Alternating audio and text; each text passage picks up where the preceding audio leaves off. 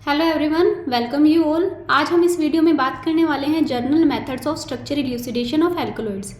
Generally क्या होता है, जब भी किसी अननोन एल्कलॉइड्स की स्ट्रक्चर को आइडेंटिफाई करना होता है तो कुछ मेथड या कुछ स्टेप्स को फॉलो करना होता है, जिसके बाद में हम उस अननोन एल्कलॉइड की जो स्ट्रक्चर है उसे हम आइडेंटिफाई कर सकते हैं। तो इस वीडियो के अंदर हम वन बाय वन स्टेप देखेंगे और देखेंगे किस तरीके से एल्कलॉइड की जो स्ट्रक्चर है उसको आइडेंटिफाई कर सकते हैं with the help of these steps. तो सबसे पहला जो स्टेप आएगा वो आएगा डिटरमाइन मॉलिक्यूलर फॉर्मूला। फिर किसी अननोन एल्कलॉइड कंपाउंड का हमें स्ट्रक्चर आइडेंटिफाई करना होता है तो सबसे पहला काम होता है उसका मॉलिक्यूलर फॉर्मूला पता होना चाहिए। और ये जो मॉलिक्यूलर फॉर्मूला है ये हम दो तरीके से पता कर सकते हैं। सबसे पहला है एम्पिरिकल फॉर्मूला और दूसरा है मॉलिक्यूलर वेट। अगर हमें ये दो बातें पता होंगी या फिर दोनों में से कोई भी एक बात भी अगर हमें पता होगी तो हम क्या है इजिली मॉलिक्यूलर फॉर्मूला भी डिटरमाइन कर सकते हैं। अब ये जो एम्पिरिकल फॉर्मूला है इसे हम किसी भी क्वालिटेटिव या फिर क्वांटिटेटिव एनालिसिस करके पता कर सकते हैं। और इसी तरीके से अगर हमें मॉलिक्यूलर वेट जानना होगा तो हम किसी भी फिजिकल मेथड से इसको डिटरमाइन कर सकते हैं। और जब हमें इन दोनों में से किसी भी एक का पता लग जाएगा तो हम क्या है इजीली मॉलिक्यूलर फॉर्मूला भी इससे डिटरमाइन कर सकते हैं। अब हमारा आता है नेक्स्ट स्टेप। नेक्स्ट स्टेप के अंदर क्या होता है डिटर्मिनेशन ऑफ अनसैचुरेशन। स्टेप के अंदर हम जो भी अननोन एल्कलॉइड कंपाउंड है उसके अंदर ये पता करते हैं कि उसकी स्ट्रक्चर में कोई डबल बॉन्ड प्रेजेंट है या नहीं है। और इस डबल बॉन्ड को पता करने के लिए हम क्या करते हैं वहाँ पर एडिशन रिएक्शन करवाएंगे। एडिशन रिएक्शन किसके साथ में करवाएंगे, हम वहाँ पर करवाएंगे हेलो एसिड या फिर Br2 या फिर H2 के साथ में। जब भी हम किसी अनसैचुरेटेड कंपाउंड की रिएक्शन इन सभी के साथ में करवाते हैं तो हमें इस तरीके के कॉरस्पॉन्डिंग प्रोडक्ट्स है वो देखने को मिलते हैं। और ये प्रोडक्ट हमें ये शो करते हैं कि ऑलरेडी वहाँ पर एक डबल बॉन्ड प्रेजेंट था जिसे ब्रेक करके क्या है वहाँ पर Br2 या फिर HBr या फिर H2 वहाँ पर जाकर अटैच हुआ है और हमें इस तरीके के प्रोडक्ट देखने को मिले हैं। तो इस तरीके से हम डिटरमाइन करते हैं कि उस पर्टिकुलर कंपाउंड के अंदर कोई अनसैचुरेशन प्रेजेंट है या नहीं है। तो ये तो बात होगी अनसैचुरेशन और मॉलिक्यूलर फॉर्मूला की। अब क्या होता है उसके अंदर डिफरेंट तरीके के फंक्शनल ग्रुप भी पाए जाते हैं। तो अगला हमारा जो स्टेप होगा वो होगा फंक्शनल ग्रुप को डिटरमाइन करना। तो चलिए अब हम डिफरेंट तरीके के फंक्शनल ग्रुप को डिटरमाइन करते हैं। सबसे पहला जो हमारा फंक्शनल ग्रुप आता है वो आता है हाइड्रोक्सी ग्रुप। हाइड्रोक्सी ग्रुप जो IR स्पेक्ट्रा देता है वो देता है नियर 3600 सेंटीमीटर इनवर्स। अब हम हाइड्रोक्सी ग्रुप की प्रेजेंस का पता करते हैं और इसकी प्रेजेंस का पता करने के लिए हम क्या है दो तरीके की रिएक्शन करवाएंगे जिसे हम बोलते हैं एसाइलेशन या फिर बेंजोइलेशन। इन दोनों रिएक्शन के बाद में क्या है ये हमें कॉरस्पॉन्डिंग प्रोडक्ट देंगे एसिटाइल और बेंजोइल डेरिवेटिव। तो अब हम इसका एग्जाम्पल देखते हैं। एग्जाम्पल के लिए हमने लिया है हाइड्रोक्सी ग्रुप कंटेनिंग कंपाउंड और इसकी हम रिएक्शन करवाते हैं एसिल क्लोराइड के साथ में और इस रिएक्शन को हम बोलेंगे एसिटिलाइजेशन। इसके अंदर क्या होगा, जो प्रोडक्ट मिलेगा वो मिलेगा एसिटिल डेरिवेटिव और साथ में मिलेगा हमें HCl। और नेक्स्ट जो रिएक्शन है, नेक्स्ट रिएक्शन के अंदर हम करवा रहे हैं बेंजोइल क्लोराइड के साथ में इसकी रिएक्शन और इस रिएक्शन को हम बोलते हैं बेंजोइलेशन रिएक्शन। जिसके बाद में हमें जो प्रोडक्ट मिलेगा वो मिलेगा बेंजोइल डेरिवेटिव और साथ में यहाँ पर भी हमें क्या देखने को मिल रहा है HCl देखने को मिल रहा है। जब इस तरीके से रिएक्शन परफॉर्म करवा दी जाती है और हमें ये दोनों डेरिवेटिव देखने को मिलते हैं तो इससे कंफर्म हो जाता है कि उस जो कंपाउंड है उसके अंदर क्या है हाइड्रोक्सी ग्रुप प्रेजेंट है। अब हमने यहाँ तक देखा कि किस तरीके से हम हाइड्रोक्सी ग्रुप की प्रेजेंस को पता कर सकते हैं। अब हम बात करते हैं कि कितने नंबर के अंदर वो OH ग्रुप है वो प्रेजेंट हो सकते हैं। तो उसको आइडेंटिफाई करने के लिए भी हमारे पास दो मेथड है। सबसे पहले मेथड के अंदर हम क्या करेंगे, हम लेंगे एसिटिल डेरिवेटिव और उसका टाइट्रेशन करवाएंगे विद स्टैंडर्ड एल्कलाई। जैसे हम उसका टाइट्रेशन करवाएंगे हमें इस तरीके की रिएक्शन देखने को मिलेगी। तो जितने मोल NaOH के कंज्यूम होंगे तो उतने ही मोल में क्या होगा वहां पर हाइड्रोक्सी ग्रुप प्रेजेंट होगा। तो इस तरीके से हम क्या है नंबर ऑफ OH ग्रुप का पता कर सकते हैं। नेक्स्ट या फिर जो सेकंड मेथड है वो है ज़ेराविटिन ऑफ एक्टिव हाइड्रोजन मेथड। क्या करते हैं, हम लेते हैं हाइड्रोक्सी ग्रुप कंटेनिंग कंपाउंड और उसकी रिएक्शन करवाते हैं ग्रिग्नर्ड रिएजेंट के साथ में। अब ये ग्रिग्नर्ड रिएजेंट के साथ में हमें प्रोडक्ट तो देखने को मिलता है लेकिन साथ में ही हमें क्या देखने को मिलती है, मीथेन गैस भी देखने को मिलती है। तो इससे भी हम क्या पता कर सकते हैं कि वहाँ पर कितने नंबर में हाइड्रोक्सी ग्रुप प्रेजेंट होंगे। जैसे कि अगर यहाँ से 1 मोल मीथेन गैस रिलीज हो रही है तो इसका मतलब है वहाँ पर 1 मोल हाइड्रोक्सी ग्रुप प्रेजेंट है। इस तरीके से हमने जो हाइड्रोक्सी ग्रुप की प्रेजेंस और वो कितने नंबर के अंदर प्रेजेंट हो सकते हैं ये दोनों बातें पता कर ली है। लेकिन अब क्या है हाइड्रोक्सी ग्रुप की नेचर पता करनी होती है क्योंकि जो हाइड्रोक्सी ग्रुप है वो दो नेचर रख सकता है, या तो वो फिनोलिक हो सकता है या फिर वो एल्कोहलिक हो सकता है। तो इसकी नेचर पता करने के लिए भी क्या होता है अलग से टेस्ट करवाए जाते हैं। तो चलिए अब हम उसकी नेचर के बारे में जानते हैं। जैसा कि हमें पता है हाइड्रोक्सी ग्रुप दो तरीके की नेचर रखता है, या तो वो फिनोलिक हो सकता है या फिर एल्कोहलिक हो सकता है। अगर वो हाइड्रोक्सी ग्रुप फिनोलिक नेचर रखेगा तो वो क्या होगा NaOH के अंदर सोल्यूबल होगा और जब हम उसकी रिएक्शन करवाते हैं FeCl3 सॉल्यूशन के साथ में तो हमें वो ग्रीन वॉयलेट कलर शो करेगा। तो इस तरीके से हमें पता लग जाएगा कि वो जो OH ग्रुप है वो क्या है, फिनोलिक है नेचर के अंदर। अगर मान लीजिए वो एल्कोहलिक होगा नेचर में, तो वो क्या करेगा, अगर एल्कोहलिक ग्रुप होगा तो वो क्या करेगा, जब हम उस पर्टिकुलर कंपाउंड को ट्रीट करेंगे थायनिल क्लोराइड के साथ में, तो वो क्या कर लेगा, हैलाइड का फॉर्मेशन कर लेगा। नेक्स्ट जो रिएक्शन है वो है जब हम उसकी रिएक्शन करवाएंगे कंसंट्रेटेड H2SO4 के साथ में या फिर P2O5 के साथ में, तो वो क्या है, डिहाइड्रेशन रिएक्शन शो करेगा। और इन दोनों ही रिएक्शन से हमें पता लग जाएगा कि वहाँ पर जो OH ग्रुप है उसकी नेचर क्या है, एल्कोहलिक नेचर है। अब यहाँ पर मान लीजिए एल्कोहलिक नेचर का हमें पता लग गया, लेकिन एल्कोहलिक नेचर भी तो प्राइमरी, सेकेंडरी, टर्शरी ये सब हो सकती है। तो अब हम इसे कैसा पता करेंगे कि वो प्राइमरी नेचर रख रहा है या सेकेंडरी या फिर टर्शरी। तो इसके लिए भी क्या है, हम ऑक्सीडेशन करवाते हैं। जब एल्कोहलिक OH ग्रुप का ऑक्सीडेशन करवाया जाता है तो जब वो सेम नंबर कार्बन का एल्डिहाइड देता है तो हम उसे क्या बोलते हैं, वो प्राइमरी है। और ये सेम नंबर ऑफ कार्बन जो एल्डिहाइड मिला है, अगर हम इसका फर्दर ऑक्सीडेशन करवाते हैं तो हमें क्या मिलता है, सेम नंबर के कार्बन का एसिड मिलता है। तो इस तरीके से हम बता सकते हैं कि वो जो एल्कोहलिक हाइड्रोक्सी ग्रुप है वो क्या है, प्राइमरी है। इसी तरीके से अगर हम सेकेंडरी की बात करें तो जब हम सेकेंडरी एल्कोहलिक ग्रुप का ऑक्सीडेशन करवाएंगे तो हमें क्या है, वहाँ पर सेम नंबर के कार्बन एटम का कीटोन देखने को मिलेगा। और जब हम इसका फर्दर ऑक्सीडेशन करवाते हैं तो हमें क्या है, एसिड देखने को मिलता है, लेकिन इस बार क्या है, लेस नंबर ऑफ कार्बन का एसिड मिलेगा। नेक्स्ट हम बात करते हैं टर्शरी की। टर्शरी का फिर से जब हम ऑक्सीडेशन करवाएंगे तो हमें यहाँ पर क्या है, लेस नंबर कार्बन एटम का कीटोन देखने को मिलेगा। और जब हम इसका फर्दर ऑक्सीडेशन करवाते हैं तो हमें यहाँ पर लेस नंबर कार्बन का एसिड देखने को मिलेगा। तो इस तरीके से हम बता सकते हैं वहाँ पर क्या है, टर्शरी एल्कोहलिक ग्रुप प्रेजेंट है। अगर ये जो एल्कोहलिक हाइड्रोक्सी ग्रुप है वो एज ए सेकेंडरी ग्रुप किसी रिंग के अंदर प्रेजेंट होगा तो हम उसका जब ऑक्सीडेशन करवाएंगे तो वो देगा डाइकार्बोक्सिलिक एसिड, वो भी सेम नंबर के कार्बन एटम का। तो इस तरीके से हमने आइडेंटिफाई कर लिया है कि एल्कोहलिक ग्रुप के अंदर अगर हमें प्राइमरी, सेकेंडरी, टर्शरी या सेकेंडरी ग्रुप इन रिंग का पता करना हो तो हम उसे किस तरीके से पता कर सकते हैं। अब चलते हैं हमारे नेक्स्ट फंक्शनल ग्रुप की तरफ। नेक्स्ट जो हमारा फंक्शनल ग्रुप आता है वो आता है कार्बोनिल ग्रुप। कार्बोनिल ग्रुप का सबसे पहले हम डिटेक्शन करेंगे, देन उसके बाद में उसकी नेचर का पता करेंगे। तो डिटेक्शन करने के लिए हम क्या करें, जो पर्टिकुलर कंपाउंड या एल्कलॉइड था जिसके अंदर कार्बोनिल ग्रुप प्रेजेंट है, तो सबसे पहले हमें ये आइडेंटिफाई करना है उसके अंदर एक्चुअल में कार्बोनिल ग्रुप प्रेजेंट है या नहीं है। तो हम उसकी रिएक्शन करवाएंगे हाइड्रोक्सिल अमाइन के साथ में। तो जैसे ही हम उसकी रिएक्शन हाइड्रोक्सिल अमाइन के साथ में करवाएंगे वो हमें देगा एज अ प्रोडक्ट ऑक्साइम, और इस ऑक्साइम के बनते ही हमें कंफर्म हो जाता है कि वहाँ पर क्या है, कार्बोनिल ग्रुप प्रेजेंट है। दूसरा जो मेथड है वो है कि अगर हम उस कंपाउंड को फेनिल हाइड्रोजन के साथ में ट्रीट करवाते हैं तो वो बनाता है फेनिल हाइड्रोजन। जैसे ही फेनिल हाइड्रोजन बनेगा इससे हमें पता लग जाएगा कि वहाँ पर क्या है, कार्बोनिल ग्रुप प्रेजेंट है। तो ये दोनों ही मेथड क्या है, यूज़ कर सकते हैं हम कार्बोनिल ग्रुप की डिटेक्शन के लिए। अब हम बात करते हैं कार्बोनिल ग्रुप की नेचर की। कार्बोनिल ग्रुप है वो दो तरीके के हो सकते हैं, या तो वो एल्डिहाइड हो सकता है या फिर कीटोन हो सकता है। अब हमें पता कैसे चलेगा कि कौन सा एल्डिहाइड है और कौन सा कीटोन है, तो उसके लिए हम क्या करेंगे, मान लीजिए अगर वो एल्डिहाइड हुआ तो जब हम उसका ऑक्सीडेशन करवाएंगे, ऑक्सीडेशन करवाने पर क्या देगा, वो एसिड देगा, और ये एसिड है ना same number of carbon atom का एसिड होगा। इसी तरीके से अगर हम उसका रिडक्शन करवाएंगे तो रिडक्शन करवाने पर वो हमें देगा प्राइमरी अल्कोहल। तो इस तरीके से हमें पता लग जाएगा कि वो क्या है, एल्डिहाइड है। अगर वहाँ पर एल्डिहाइड की जगह कीटोन होता तो जब हम उसका ऑक्सीडेशन करवाते, ऑक्सीडेशन करवाने पर हमें क्या मिलता, एसिड मिलता, लेकिन यहाँ पर लेस नंबर ऑफ कार्बन का एसिड मिलता।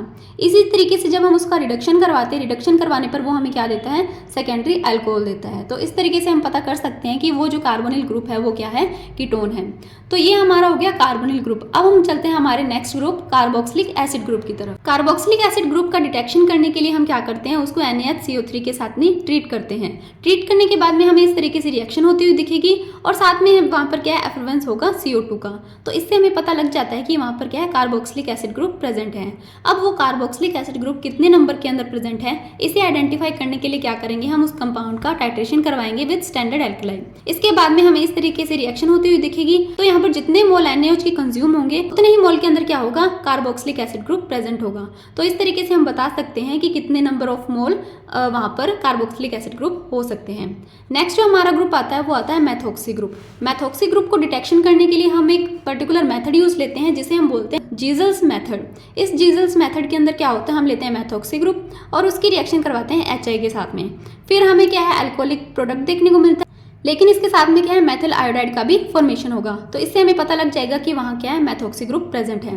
अब ये जो मेथिल आयोडाइड है, मेथिल आयोडाइड की रिएक्शन हम करवाते हैं सिल्वर नाइट्रेट के साथ में इन दी प्रेजेंस ऑफ अल्कोहल। जब हम इसकी रिएक्शन करवाएंगे तो हमें यहाँ पर क्या है, एक सिल्वर आयोडाइड भी देखने को मिलता है। तो इससे हम बता सकते हैं कि जितने मोल सिल्वर आयोडाइड के बनेंगे उतने ही मोल में क्या होगा, मेथॉक्सी ग्रुप प्रेजेंट होगा। तो ये था हमारा मेथॉक्सी ग्रुप। अब हम चलते हैं हमारे नेक्स्ट ग्रुप की तरफ। हमारा जो अगला ग्रुप है वो है मिथाइलिन डाइऑक्सिल ग्रुप। मिथाइलिन डाइऑक्सिल ग्रुप का डिटेक्शन और एस्टिमेशन करने के लिए हम क्या करते हैं, इसका ऑक्सीडेशन करवाते हैं HCl या फिर H2SO4 के साथ में। जैसे कि हमने यहाँ पर लिया है मिथाइल डाइऑक्सिल ग्रुप, यहाँ पर हमने इसका ऑक्सीडेशन करवाया HCl के साथ में। तो इस तरीके से रिएक्शन होते हुए हमें यहाँ पर देखने को मिलता है फॉर्मेल्डिहाइड, और जब हम इस फॉर्मेल्डिहाइड का ऑक्सीडेशन करवाएंगे तो हमें देखने को मिलेगा फॉर्मिक एसिड। तो जितने मोल फॉर्मिक एसिड के बनेंगे उतने ही क्या है, उतने ही मोल उस कंपाउंड के अंदर मिथाइलिन डाइऑक्साइड के भी होंगे। इस तरीके से हम पता कर सकते हैं मिथाइलिन डाइऑक्साइड ग्रुप को। अब इनके अलावा कुछ अदर ग्रुप्स भी होते हैं जो कि हमें एल्कलॉइड्स के अंदर देखने को मिल जाते हैं। तो अदर ग्रुप्स के अंदर इंक्लूड है ester, amide, gamma lactone, gamma lactam. तो यहाँ पर क्या होगा, जब हम एस्टर या फिर अमाइड को ट्रीट करते हैं NaOH के साथ में तो वो हमें कॉरस्पॉन्डिंग कंपाउंड देते हैं।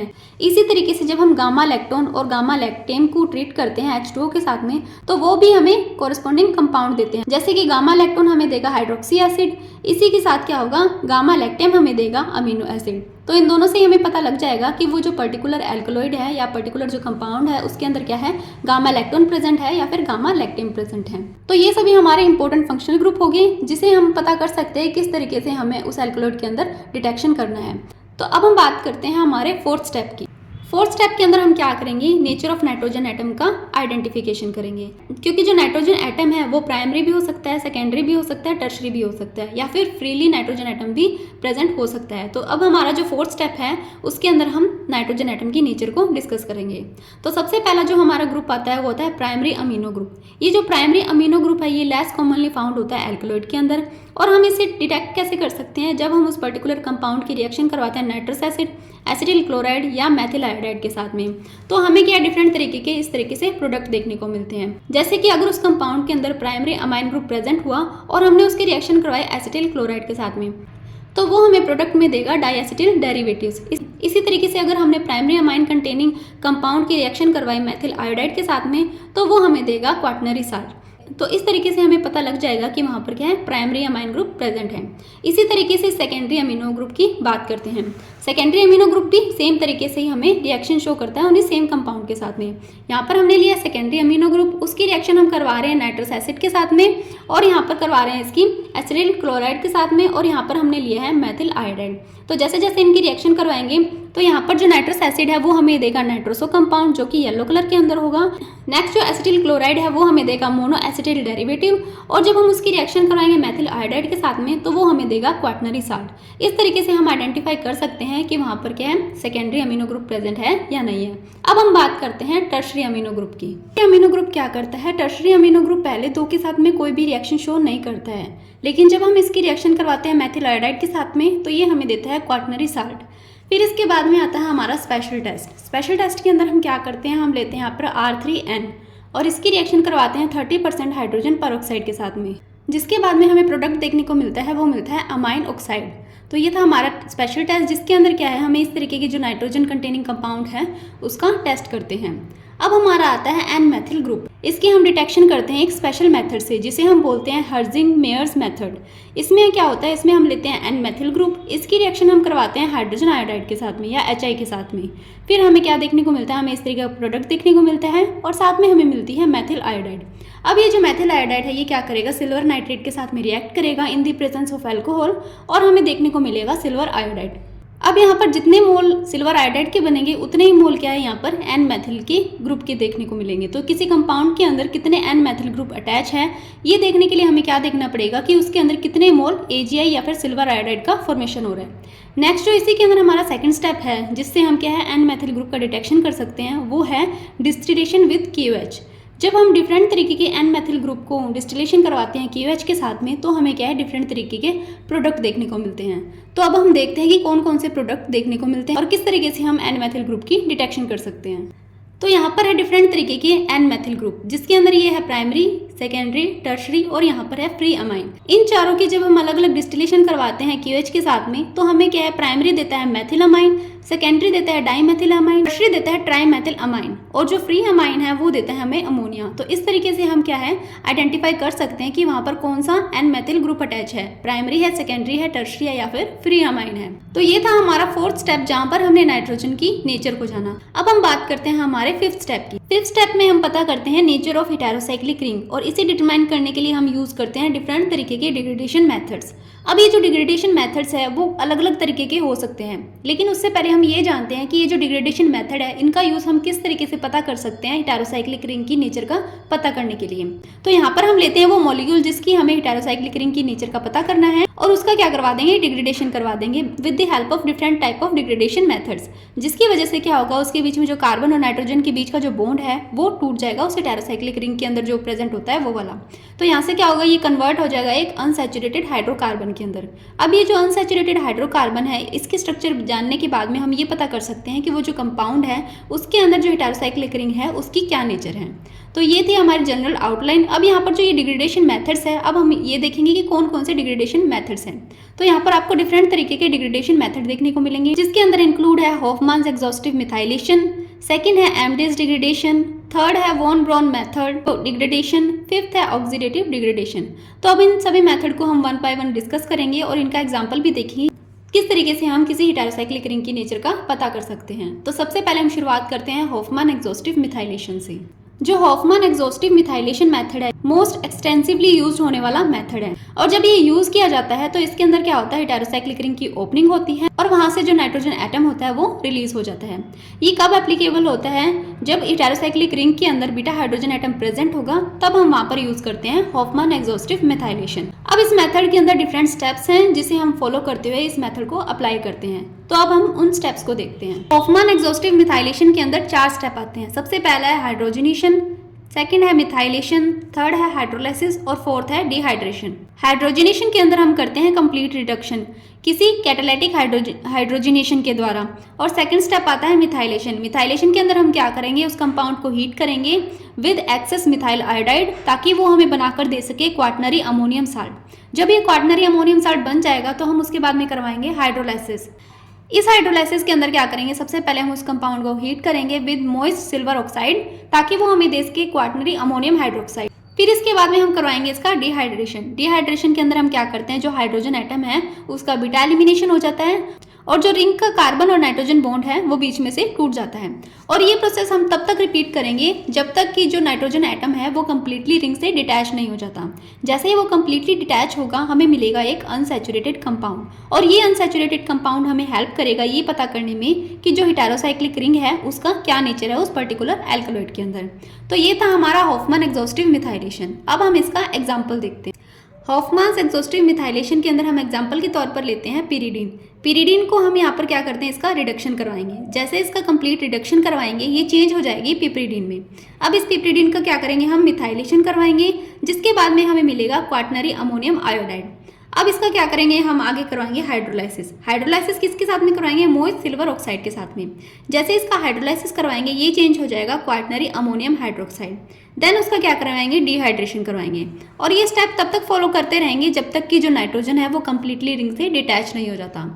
तो आप इस स्टेप के अंदर देखेंगे कि जो ये नाइट्रोजन है ये इस रिंग से कम्प्लीटली डिटैच हो चुका है। अब हमें यहाँ पर क्या मिल गया है, अनसैचुरेटेड कंपाउंड मिल गया है जिसका नाम है 1,4-पेंटाडाइन। अब ये जो 1,4-पेंटाडाइन है ये चला जाएगा आइसोमराइजेशन के अंदर। जैसे इसका आइसोमराइजेशन होगा ये चेंज हो जाएगा 1,3-पेंटाडाइन के अंदर, और इस 1,3-पेंटाडाइन का फॉर्मेशन इंडिकेट करता है कि जो हेटेरोसाइक्लिक रिंग है वो 6 मेंबर्ड रिंग है। तो इस तरीके से हम किसी हेटेरोसाइक्लिक रिंग की नेचर का पता कर सकते हैं। नेक्स्ट जो सेकंड हमारा मेथड आता है वो आता है एमडेस डिग्रेडेशन। ये कब हम यूज़ करते हैं, हम ये वहाँ पर यूज़ करते हैं जहाँ पर हम हॉफमैन वाला मेथड यूज़ नहीं कर सकते। और ये कब यूज़फुल होता है, ये तब यूज़फुल होता है जहाँ पर बीटा हाइड्रोजन एब्सेंट हो, क्योंकि हॉफमैन एग्जॉस्टिव मेथड वहाँ पे यूज़ होगा जहाँ पे बीटा हाइड्रोजन एटम प्रेजेंट हो, जबकि जहाँ पर एब्सेंट होगा वहाँ पर क्या यूज़ करेंगे, हम एमडेस डिग्रेडेशन मेथड यूज़ करेंगे। और इसका जो अर्लीस्ट स्टेप है वो कहाँ तक सेम रहेगा, क्वाटनरी अमोनियम साल्ट तक तो हॉफमैन एग्जॉस्टिव मिथाइलेशन जैसे प्रोसेस फॉलो होगी, और उसके बाद में हम क्या करवा देंगे, रिडक्शन करवा देंगे with the help of sodium amalgam. तो ये है हमारा एग्जाम्पल एमडेस डिग्रेडेशन का। इसके अंदर हमने लिया है आइसोक्विनोलिन। आइसोक्विनोलिन के साथ में हम इस तरीके से रिएक्शन को परफॉर्म करते हुए चलेंगे और फाइनल हमें क्या मिल जाएगा, 2-मिथाइल स्टायरीन मिल जाएगा। और ये जो 2-मिथाइल स्टायरीन है ये हमें बताएगा कि शुरुआती जो रिंग थी वो कैसे थी, आइसोक्विनोलिन जैसे थी। अब हम बात करते हैं हमारे थर्ड मेथड की। जो थर्ड मेथड है हमारा वो है वॉन ब्राउन मेथड। ये तब यूजफुल होता है जब किसी हेटेरोसाइक्लिक रिंग के अंदर सेकेंडरी या टर्शियरी अमाइन प्रेजेंट हो, तो ये मेथड हम वहाँ पर यूज करते हैं। अब हम इसका एग्जाम्पल देख लेते हैं। अगर हम बात करें यहाँ पर सेकेंडरी अमाइन की, तो यहाँ पर हम लेते हैं पिपरिडिन। इसकी रिएक्शन हम इस तरीके से करवाएंगे, लास्ट में करवाएंगे वैक्यूम डिस्टिलेशन। वैक्यूम डिस्टिलेशन के बाद में हमें मिलेगा 1,5-डाइब्रोमोपेंटेन, और ये 1,5-डाइब्रोमोपेंटेन इंडिकेट करता है कि जो शुरुआती हेटेरोसाइक्लिक रिंग थी वो 6 मेंबर की थी। इसी तरीके से जो टर्शियरी अमाइन है, टर्शियरी अमाइन के अंदर भी हम क्या करेंगे, वॉन ब्राउन मेथड को अप्लाई करेंगे। उसके मेथड को अप्लाई करने के बाद में हमें क्या है, फाइनल क्या मिलेगा, ब्रोमिनेटेड सेकेंडरी अमाइन देखने को मिलेगा, जो कि रिंग साइज के बारे में बताएगा। तो इस तरीके से हम क्या कर रहे हैं, वॉन ब्राउन मेथड को अप्लाई कर रहे हैं। नेक्स्ट जो हमारा फोर्थ मेथड आता है वो आता है रिडक्टिव डिग्रेडेशन। इस रिडक्टिव डिग्रेडेशन के अंदर क्या होगा, जो हेटेरोसाइक्लिक रिंग है इसे हम ओपन करेंगे कंसंट्रेटेड HI के साथ में हीट करके। तो आपको ये एग्जांपल के अंदर दिखाई दे रहा है, यहाँ पर हमने सबसे पहले इसका करवाया रिडक्शन, फिर उसके बाद में हमने HI के साथ में इसको हीट किया है और हमें मिलता है पेंटेन। और ये पेंटेन इंडिकेट करता है जो शुरुआती हेटेरोसाइक्लिक रिंग थी वो क्या थी, 6 मेंबर रिंग थी। नेक्स्ट और फाइनल हमारा जो डिग्रेडेशन मेथड है वो है ऑक्सीडेटिव डिग्रेडेशन। इस मेथड के अंदर क्या होगा, इस मेथड के अंदर हम अलग अलग तरीके के ऑक्सीडाइजिंग एजेंट लेते हैं, जैसे कि KMnO4, H2O2, इन सब तरीके के हम रिएजेंट लेंगे और उसके बाद में क्या है, हमें डिफरेंट प्रोडक्ट्स मिलेंगे जब हम ऑक्सीडाइजिंग एजेंट की जो स्ट्रेंथ है उनको वेरी करेंगे। तो उसके बाद में हम उसी प्रोडक्ट के बेसिस पर बता पाएंगे कि ये जो शुरुआती रिंग थी वो कितने मेंबर की रिंग थी। एग्जांपल के लिए हमने यहाँ पर लिया एफेड्रिन। एफेड्रिन की हमने रिएक्शन करवाई है KMnO4 के साथ में या पोटेशियम परमैंगनेट के साथ में, तो हमें देखने को मिला है बेंजोइक एसिड। अब बेंजोइक एसिड मिलने के बाद में हमें क्या पता चलेगा कि जो एफेड्रिन है उसके अंदर क्या है, बेंजीन रिंग प्रेजेंट है। तो इस तरीके से हमने क्या है, डिग्रेडेशन मेथड्स का यूज करके ये पता किया है कि जो हेटेरोसाइक्लिक रिंग है उसकी क्या नेचर होगी। अब इसी के अंदर हम एक और एग्जांपल देखते हैं निकोटीन का। जब हम निकोटीन को किसी स्ट्रॉन्ग ऑक्सीडाइजिंग एजेंट के प्रेजेंस के अंदर ट्रीट करते हैं तो वो हमें देता है निकोटीनिक एसिड। और ये जो निकोटीनिक एसिड है इसका मतलब है कि जो निकोटीन है वो क्या है, उसके अंदर क्या है, पिरिडीन रिंग प्रेजेंट है। तो इस तरीके से हमने इन डिफरेंट तरीके के डिग्रेडेशन मेथड को यूज किया है। अब हम चलते हैं हमारे 6th स्टेप की तरफ, जो कि है स्पेक्ट्रल एनालिसिस। हम किसी भी कंपाउंड का स्पेक्ट्रल एनालिसिस करके काफ़ी सारी जो बातें हैं उनसे जान सकते हैं। और ये स्पेक्ट्रल एनालिसिस हम क्या क्या कर सकते हैं, UV कर सकते हैं, IR, NMR, CMR, x-ray, mass spectroscopy, इन सबसे क्या हम डिफरेंट तरीके की इंफॉर्मेशन गेन कर सकते हैं उस पर्टिकुलर कंपाउंड को लेकर। 7th और फाइनल स्टेप है हमारा सिंथेसिस। इसके अंदर क्या होता है, जो अभी तक हमने स्टेप फॉलो करते हुए एल्कलॉइड की स्ट्रक्चर को डिटरमाइन किया था, अब हम उसे कंफर्म करते हैं। और ये कंफर्म कैसे करेंगे, हम कोई नॉन कंपाउंड लेंगे और उसके बाद में उस एल्कलॉइड की स्ट्रक्चर को सिंथेसाइज करके उसकी स्ट्रक्चर को फाइनली कंफर्म करते हैं। तो ये था हमारा जनरल मेथड ऑफ स्ट्रक्चर इल्यूसिडेशन और साथ में हमने देखी डिग्रेडेशन मेथड्स। तो इसी के साथ हमारा ये टॉपिक कंप्लीट होता है। आपको ये जो नोट्स है इसी वीडियो के डिस्क्रिप्शन बॉक्स के अंदर इनकी PDF लिंक देखने को मिल जाएगी, तो एक बार ज़रूर चेक करिएगा। तो इस वीडियो के लिए इतना ही। आई होप आपको वीडियो अच्छा लगा होगा। अगर वीडियो अच्छा लगा तो please like, share and subscribe कीजिए। Thank you.